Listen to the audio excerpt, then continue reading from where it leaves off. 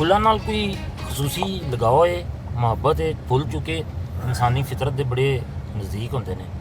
ਤੇ ਦੇਖੋ ਜੀ, ਫੁੱਲ ਦਾ ਜਿੱਥੇ ਨਾਂ ਆ ਗਿਆ ਉਹ ਕਿਸੇ ਵੀ ਕਿਸਮ ਦਾ ਹੋਵੇ, ਉਹ ਅੱਲਾ ਦੀ ਮਿਹਰਬਾਨੀ ਦੇ ਨਾਲ ਉਹ ਅੱਲਾ ਦੀ ਇੱਕ ਐਸੀ ਖੂਬਸੂਰਤੀ ਰੱਬ ਨੇ ਦੁਨੀਆ ਦੇ ਭੇਜੀ ਹੈ ਫੁੱਲ ਦੀ ਸੂਰਤ ਦੇ ਵਿੱਚ ਕਿ ਤੁਸੀਂ ਕਿਸੇ ਨੂੰ ਫੁੱਲ ਪੇਸ਼ ਕਰੋਗੇ ਨਾ, ਜਿੰਨਾ ਮਰਜ਼ੀ ਗੁੱਸੇ 'ਚ ਹੋਏਗਾ ਨਾ, ਉਹਦਾ ਗੁੱਸਾ ਹੀ ਖਤਮ ਹੋ ਜਾਏਗਾ। ਸਹੀ ਹੈ। ਫੁੱਲਾਂ ਵਿੱਚ ਐਸੀ ਅੱਲਾ ਨੇ ਖਾਸੀਅਤ ਰੱਖੀ ਹੈ।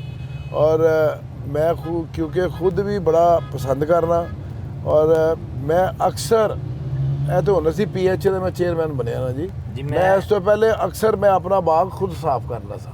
ਅੱਛਾ। ਹਾਂਜੀ, ਖੁਦ। ਮਾਸ਼ਾਅੱਲਾ। ਮੈਂ ਨਹੀਂ ਮੈਂ ਕਿਸੇ ਨੂੰ ਕਹਿਣਾ ਸਾਂ, ਮੈਂ ਖੁਦ ਕਰਨਾ ਸਾਂ, ਕਿਉਂਕਿ ਮੈਂ ਸਮਝਦਾ ਸਾਂ ਕਿ ਅਗਰ ਸਾਡੇ ਇਸਲਾਮ ਦੇ ਵਿੱਚ ਸਫਾਈ ਨਿਸਫੁਲ ਈਮਾਨ ਹੈ ਨਾ, ਤੇ ਉਹ ਸਫਾਈ ਖਾਲੀ ਅੰਦਰ ਦੀ ਨਹੀਂ ਹੈਗੀ, ਬਾਹਰ ਦੀ ਵੀ ਹੈ। ਹਰ ਜਗ੍ਹਾ ਦੀ ਸਫਾਈ ਜਿਹੜੀ ਹੈ ਨਾ, ਉਹ ਤੁਹਾਡੇ ਤੇ ਲਾਜ਼ਮ ਹੈਗੀ ਹੈ, ਫਿਰ ਤੁਹਾਡਾ ਈਮਾਨ ਮੁਕੰਮਲ ਹੈਗਾ। ਤੇ ਅਲਹਮਦੁਲਿਲਾ ਅੱਛੇ ਤਰੀਕੇ ਦੇ ਨਾਲ ਸਾਰੇ ਬਾਗਾਂ ਦੀ ਮੇਨਟੇਨ ਕਰੀਦਾ ਸੀ। ਕਿੰਨੇ ਹੀ ਪੌਦੇ ਐਸੇ ਨੇ ਜਿਹੜੇ ਮੈਂ ਆਪਣੀ ਜੇਬ ਤੋਂ ਲਵਾਏ ਨੇ। ਅੱਛਾ। ਆ ਸਾਰੇ ਪੌਦੇ PH ਦੇ ਨਹੀਂ ਲੱਗੇ ਹੋਏ। ਅੱਛਾ। ਹਾਂ, ਇਹ ਤੁਹਾਡੇ ਹਲਕੇ ਦੀ ਗੱਲ ਕਰ ਰਹੇ ਹੋ? ਆਪਣੇ ਹਲਕੇ ਦੀ ਗੱਲ ਪਿਆ ਕਰਦਾ ਜੀ ਮੈਂ, ਔਰ ਆਪਣੇ ਜਿੱਥੇ ਮੈਂ ਰਹਿਣਾ ਪਿਆ ਉਹਦੇ ਨਾਲ ਜਿਹੜੇ ਪਾਰਕ ਨੇ ਉਹਦੀ ਗੱਲ ਵੀ ਕਰਨਾ ਪਿਆ।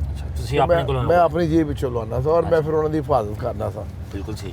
ਇਹਦਾ ਮਤਲਬ ਹੋਇਆ ਕਿ ਤੁਹਾਨੂੰ ਫੁੱਲਾਂ ਨਾਲ ਬਹੁਤ ਜ਼ਿਆਦਾ ਲਗਾਓ ਹੈ, ਤੇ ਇਸੇ ਵਾਸਤੇ ਤੁਸੀਂ PH ਦਾ ਮਹਿਕਮਾ ਲਿਆ? ਨਹੀਂ ਸਰ, ਮੈਂ ਨਹੀਂ, ਇਹ ਤੁਸੀਂ ਕਹਿ ਨਹੀਂ ਸਕਦੇ, ਇਹ ਅੱਲਾ ਵੱਲੋਂ ਮਿਲਿਆ।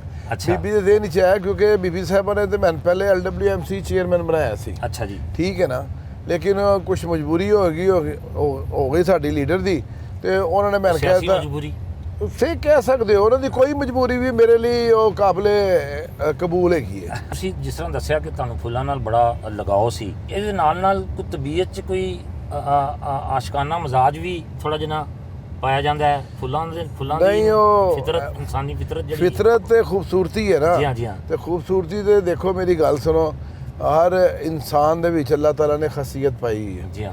ਔਰ ਉਹਦੀ ਖੂਬਸੂਰਤੀ ਲੱਭਣਾ ਤੁਹਾਡਾ ਕੰਮ ਹੈ। ਜੀ ਹਾਂ। ਜੇ ਤੁਸੀਂ ਉਹ ਲੱਭ ਲੈਂਦੇ ਹੋ ਤੇ ਫਿਰ ਉਹ ਇਨਸਾਨ ਤੁਹਾਨੂੰ ਬੜਾ ਖੂਬਸੂਰਤ ਲੱਗਦਾ ਹੈ। ਬਿਲਕੁਲ। ਇਸ ਤਰ੍ਹਾਂ ਹੀ ਅਗਰ ਤੁਸੀਂ ਇਨਸਾਨਾਂ ਤੋਂ ਹਟ ਕੇ ਜਾਨਵਰਾਂ 'ਚ ਆ ਜਾਓ, ਤੇ ਜਾਨਵਰਾਂ 'ਚ ਵੀ ਅੱਲਾਹ ਤਾਲਾ ਨੇ ਖੁਸੂਸੀਅਤ ਰੱਖੀ ਹੈ। ਮਤਲਬ ਖੂਬਸੂਰਤੀ ਨੂੰ ਪਸੰਦ ਫਰਮਾਉਂਦੇ ਹੋ? ਓਬਵੀਅਸਲੀ ਸਰ, ਖੂਬਸੂਰਤੀ ਤੇ ਇੱਕ ਐਸਾ ਨੈਚੁਰਲ ਹੈ ਜਿਹਦੇ ਤੋਂ ਕੋਈ ਬੰਦਾ ਵੀ ਕੋਈ ਪਾਗਲ ਹੀ ਹੋਏਗਾ ਜਿਹੜਾ ਕਹੇਗਾ ਮੈਂ। ਕਦੀ ਕਿਸੇ ਨੂੰ ਫੁੱਲ ਪੇਸ਼ ਵੀ ਕੀਤਾ? ਕੋਈ ਨਾਜ਼ਰ ਨੂੰ, ਮਤਲਬ ਦੂਸਰੀ, ਮਤਲਬ ਕਿਸੇ ਖਾਤੂਨ ਨੂੰ ਫੁੱਲ ਪੇਸ਼ ਕੀਤਾ? ਨਹੀਂ, ਹੋ ਨਹੀਂ ਸਕਿਆ, ਕਿਉਂਕਿ ਆਈ ਲਵ ਯੂ ਕਹਿਣਾ ਮੇਰੇ ਲਈ ਬੜਾ ਮੁਸ਼ਕਲ ਹੁੰਦਾ ਵੇ। ਅੱਛਾ। ਹਾਂ, ਤੇ ਉਹ ਫਿਰ ਮੈਂ ਉਹ ਕਹਿ ਨਹੀਂ ਸਕਦਾ। ਸਹੀ। ਤੇ ਮੇਰੇ ਦਿਲ ਹੀ ਤੇ ਹੁੰਦਾ ਵੇ। ਅੱਛਾ। ਲੇਕਿਨ ਮੇਰੇ ਕੋਲ ਇਜ਼ਹਾਰ ਨਹੀਂ ਕੀਤਾ ਜਾਂਦਾ ਜੀ। ਅੱਛਾ, ਦਿਲ 'ਚ ਵੈਸੇ ਕਈ ਦਫਾ ਆਇਆ ਹੈ ਖਿਆਲ? ਦਿਲ 'ਚ ਕਈ ਵਾਰੀ ਆਇਆ ਜੀ। ਦਿਲ ਤੇ ਦੇਖ ਕੇ, ਖੂਬਸੂਰਤ ਚਿਹਰੇ ਨੂੰ ਦਿਲ ਤੇ ਹੁੰਦਾ ਹੀ ਬੱਚਾ ਜੀ। ਹਾਂਜੀ ਹਾਂਜੀ। ਦਿਲ ਦੇ ਤੇ ਖਿਆਲ ਬੜੇ ਆਉਂਦੇ ਜੇ। ਤੇ ਲੇਕਿਨ ਫੁੱਲ ਕਿਸੇ ਨੂੰ ਪੇਸ਼ ਨਹੀਂ? ਨਹੀਂ, ਪੇਸ਼ ਨਹੀਂ ਕੀਤਾ, ਵੈਸੇ ਹੀ ਸੁੰਘ ਲਈਦਾ ਤੇ ਭੇਜ ਦੇਈਦਾ। ਅੱਛਾ।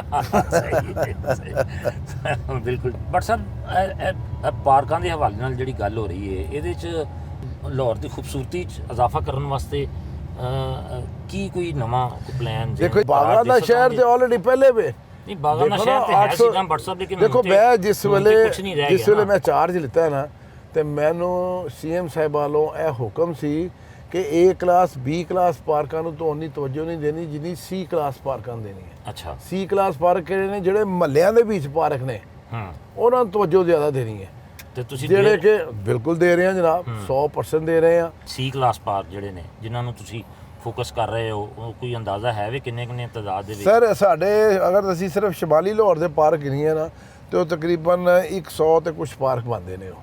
ਅੱਛਾ। ਅਗਰ ਅਸੀਂ ਸ਼ਮਾਲੀ ਲਾਹੌਰ ਵਿੱਚ ਛੋਟੇ ਪਾਰਕ ਗਿਣੀਏ, C ਕਲਾਸ ਓਵਰਆਲ ਸਾਰੇ ਲਾਹੌਰ 'ਚ ਕਰ ਰਹੇ ਹੋ? ਸਾਰੇ ਲਾਹੌਰ 'ਚ ਕਰ ਰਹੇ ਹਾਂ ਸਰ। ਸਾਰੇ ਲਾਹੌਰ 'ਚ ਗ੍ਰੈਜੂਅਲੀ, ਮਤਲਬ ਓਬਵੀਅਸਲੀ ਸਰ, ਅਗਰ 10 ਇੱਧਰ ਕਰਨੇ ਪਏ ਆ ਤੇ ਕੋਈ ਪਰਲੇ ਪਾਸੇ ਦੇ ਪਾਸੇ 2-4 ਉਧਰ ਵੀ ਸ਼ੁਰੂ ਕੀਤੇ ਹੋਏ ਨੇ। ਬਿਲਕੁਲ ਠੀਕ। ਤਾਂ ਕਿ ਮਹੱਲਿਆਂ ਦੇ ਵਿੱਚੋਂ ਲੋਕ ਨਿਕਲ ਕੇ ਜਿਸਲੇ ਪਾਰਕ ਜਾ ਕੇ ਬੈਠਣ ਤੇ ਉਸ ਲਈ ਉਹਨਾਂ ਨੂੰ ਪਤਾ ਲੱਗੇ ਕਿ ਯਾਰ ਵਾਕਈ ਕੁਝ ਮੈਂ ਅੱਛੀ ਜਗ੍ਹਾ ਤੇ। ਪਰ ਸਰ, ਗ੍ਰੇਟਰ ਬਾਲ ਪਾਰਕ ਦੇ ਹਵਾਲੇ ਨਾਲ ਤੁਸੀਂ ਕੀ ਕੋਈ ਗੱਲ ਕਰ ਰਹੇ ਸੋ? ਕੀ ਸਰ ਦੇਖੋ, ਗ੍ਰੇਟਰ ਇਕਬਾਲ ਪਾਰਕ ਬਣਿਆ ਪੂਰੇ ਸ਼ਮਾਲੀ ਲਾਹੌਰ ਵਾਸਤੇ, ਖਾਸ ਤੌਰ ਤੇ ਸ਼ਹਿਰ ਵਾਸਤੇ, ਔਰ ਉਸ ਤੋਂ ਬਾਅਦ ਬਦਾਮੀ ਬਾਗ, ਰਾਵੀ ਰੋਡ, ਸ਼ਾਦ ਬਾਗ, ਭਗਵਾਨਪੁਰਾ, ਮੈਂ ਐਸਾ ਪਾਰਕ ਕੋਈ ਅਵੇਲੇਬਲ ਨਹੀਂ ਸੀਗਾ। ਇਹ ਸ਼ਬਾਜ਼ ਸ਼ਰੀਫ ਸਾਹਿਬ ਦੀ ਕਾਵਿਸ਼ਾਂ ਦੇ ਨਾਲ ਇਹ ਸਾਡਾ ਪਾਰਕ ਸਾਨੂੰ ਮਿਲ ਗਿਆ, ਔਰ ਸਾਡੀ ਇੱਕ ਪ੍ਰੀਮਿਸਿਸ ਬਣ ਗਈ, ਯਾਨੀ ਸ਼ਾਹੀ ਕਿਲਾ ਵੀ ਇਹਦੇ ਵਿੱਚ ਆ ਗਿਆ, ਬਾਦਸ਼ਾਹ ਮਸਜਿਦ ਵੀ ਆ ਗਈ।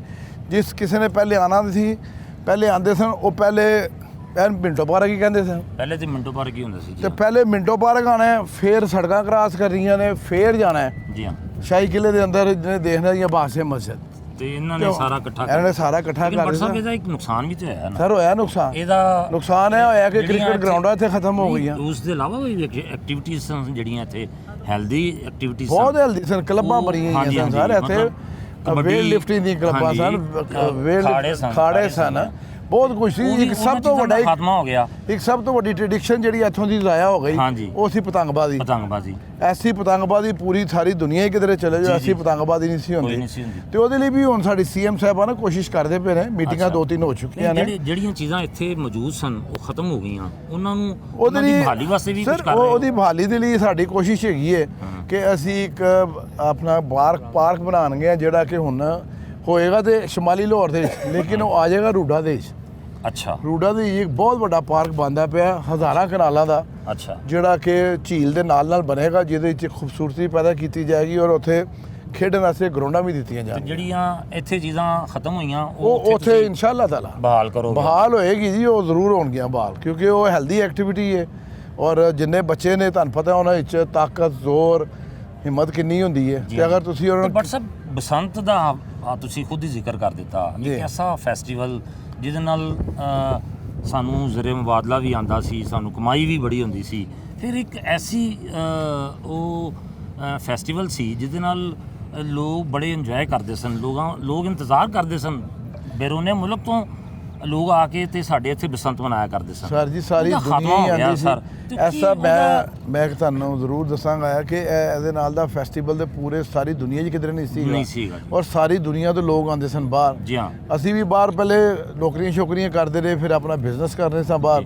ਤੇ ਅਸੀਂ ਵੀ ਸਾਡੀ ਕੋਸ਼ਿਸ਼ ਹੁੰਦੀ ਸੀ ਈਦ ਤੇ ਨਾ ਆਈਏ, ਬਸੰਤ ਤੇ ਆਈਏ ਲਾਹੌਰ। ਜੀ ਹਾਂ ਜੀ। ਮੈਂ ਐਸਾ ਫੈਸਟੀਵਲ ਹੈਗਾ ਸੀ ਕਿ ਅਸੀਂ ਈਦ ਨੂੰ ਮਾਈਨਸ ਕਰ ਦਿੰਦੇ ਸਾਂ ਕਿ ਚਲੋ ਈਦ ਅਸੀਂ ਉਹ ਸਾਊਦੀ ਅਰੇਬੀਆ ਕਰ ਲਾਂਗੇ, ਲੇਕਿਨ ਅਗਰ ਬਸੰਤ ਲਾਹੌਰ ਹੀ ਜਾ ਕੇ ਕਰਨੀ ਹੈ ਤੇ ਸਰ ਉਹਦੇ ਲਈ ਵੀ ਹੁਣ 2-3 ਮੀਟਿੰਗਾਂ ਤੇ ਸੀਐਮ ਸਾਹਿਬਾਂ ਨੇ ਲੈ ਲਿੱਤੀਆਂ ਨੇ। ਸੀਐਮ ਸਾਹਿਬਾਂ ਖੁਦ ਵੀ ਇਸ ਗੱਲ ਨੂੰ ਸਮਝਦੀਆਂ ਪਈਆਂ ਨੇ ਕਿ ਇੱਕ ਐਸਾ ਫੈਸਟੀਵਲ ਕਿ ਜਿਹੜਾ ਆਲ ਓਵਰ ਦਾ ਵਰਲਡ ਹੁੰਦਾ ਸੀ ਔਰ ਉਹਦਾ ਸਿਰਫ ਕ੍ਰੈਡਿਟ ਲਾਹੌਰ ਨੂੰ ਜਾਂਦਾ ਸੀ ਤੇ ਅਸੀਂ ਉਹਨੂੰ ਮਾਈਨਸ ਕਰ ਦਿੱਤਾ ਹੈ। ਉਹਦੇ ਤੇ ਵੀ ਇਨਸ਼ਾਅੱਲਾ ਤਾਲਾ ਵਰਕਿੰਗ ਜਾਰੀ ਹੈ ਔਰ ਤੁਸੀਂ ਦੇਖੋਗੇ ਕਿ ਉਹਦੇ ਵਾਸਤੇ ਕੀ ਕੋਈ ਪਲੈਨਿੰਗ ਖਾਸ ਸਰ ਉਹਦੇ ਲਈ ਪਲੈਨਿੰਗ ਖਾਸ ਇਹ ਵੀ ਹੁੰਦੀ ਹੈ ਕਿ ਉਹ ਇੱਕ ਹਫ਼ਤੇ ਵਾਸਤੇ ਜਿਹੜਾ ਨਾ ਉਹ ਮੋਟਰਸਾਈਕਲ ਬੰਦ ਕੀਤੀ ਜਾਏਗੀ ਜਾਂ ਵਾਇਰ ਦਿੱਤੀ ਜਾਏਗੀ ਗਵਰਨਮੈਂਟ ਵੱਲੋਂ ਕਿ ਇਹ ਵਾਇਰ ਮੋਟਰਸਾਈਕਲ ਤੇ ਤੁਸੀਂ ਲਾ ਕੇ ਫਿਰਨੀ ਹੈ।